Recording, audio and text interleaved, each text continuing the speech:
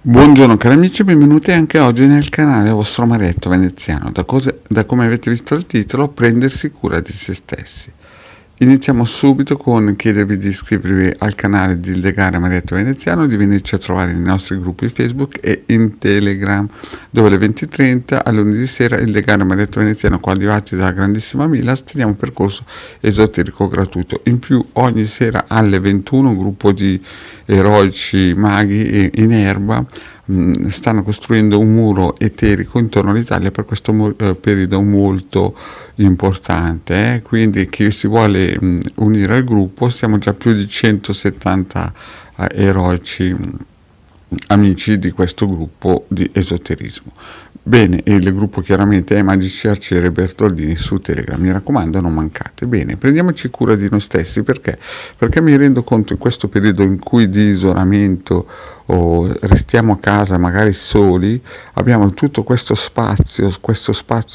esterno e interiore da poter coltivare, e cioè praticamente accrescere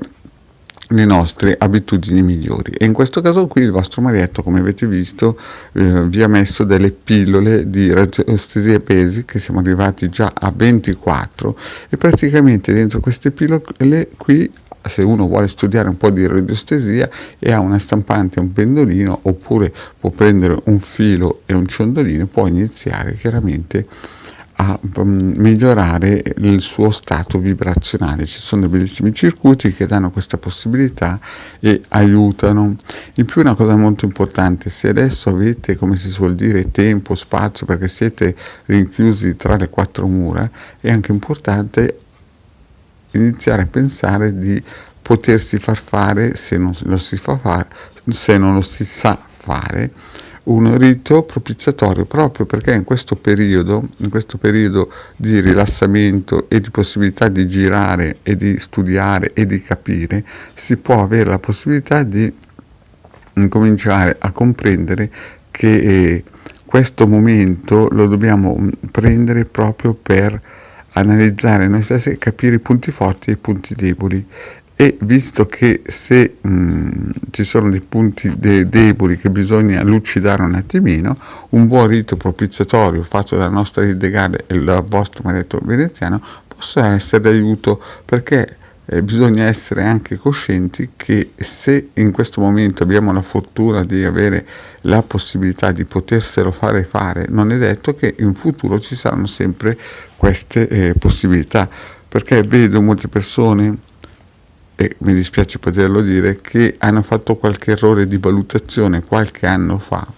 e adesso ne stanno pagando lo scotto, e quindi andare a mettere un cerotto su una diga che si è rotta, chiaramente con dei riti operativi molto potenti, è anche difficile, sebbene i riti potenti sono, come si suol dire, importanti. Però adesso che voi avete questo tempo, oltre di studiare chiaramente tutte le pillole di Hildegard Marietto Veneziano, il vostro Marietto vi consiglia proprio di analizzare le varie possibilità che avete per poter iniziare a pianificare uno stato, come si suol dire, un